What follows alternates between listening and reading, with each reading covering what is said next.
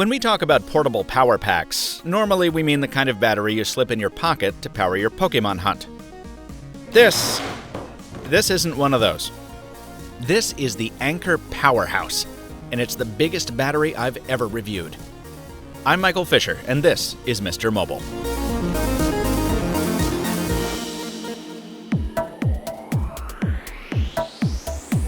The Powerhouse is portable in the kind of way that the first laptop was portable. It's about the size of a six-pack, and it weighs over 9 pounds. This isn't the kind of thing you've casually towed around town, unless you want a lot of funny looks. Everything on the Powerhouse feels well made, from the thick handle with its soft-touch underside to the clicky buttons that activate each charging bay. Over 4 days of testing, I never got the impression that the Powerhouse was anything but a quality piece of gear, which is important for two reasons. First, at nearly $500, it's not cheap, and second, at 400 watt-hours, it's probably the most potential energy I've held in one hand. You want that kind of thing to be built right. The Powerhouse's theoretical capacity is equivalent to all these power packs put together. So much capacity, in fact, that you shouldn't fly on a plane with it in the US, because it's 4 times larger than the FAA says is proper for carry-on luggage. Of course, you're not supposed to take it on a flight. You're supposed to take it camping, or on a boat trip, or keep it in your closet for when a hurricane strikes. None of that was on the agenda during my review period, though, so I just decided to see how the Powerhouse would factor into my daily use. I plugged my Note 7 review device into one of the 4 USB ports, and my MacBook Pro Retina 15 into the AC power outlet. There's also a 12-volt receptacle here, but I don't have any electronics that use cigarette lighter adapters, so I didn't test that. The USB ports use Anker's Power IQ system, which I touched on in my Power Pack Roundup. Basically, it detects what kind of device is connected and then delivers power at the most efficient, safe rate.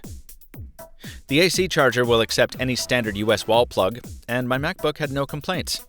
I even managed to get my little Borg Cube mini fridge working off this thing. But don't go thinking you can power a coffee maker or microwave oven. The Powerhouse will disengage when it sees any draw over 160 watts. If you stick to more conventional scenarios, you'll be fine. And you know, it's a liberating feeling to know you can power your entire mobile office from this little box. The display gives you an estimate of time remaining to depletion, which changes based on what's plugged in and how much you're using it.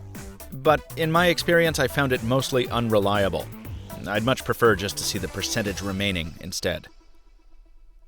Now, the math on Anker's website is really fuzzy. It promises 40 smartphone recharges from the Powerhouse, which it probably got by dividing its total capacity by a slightly above-average phone capacity. But that's not how physics works. All kinds of inefficiencies crop up when you transfer power, especially when you're charging something like a laptop, because the inverter in the Powerhouse first has to flip the battery power to AC, and then the transformer on your charger undoes that to make the power palatable to your laptop. So there's lots of waste there. And also, I didn't pull any punches with my usage. I used my machine as I normally do, which means a lot of video editing. Hopping between Final Cut Pro and web browsing in Chrome with screen brightness at 85%, I drained the Powerhouse completely in a little over 4 hours. Now, that wasn't with a full Powerhouse. I had used it for 2 hours prior to that to keep my phone topped up while it was doing GPS navigation. Now, that's impressive.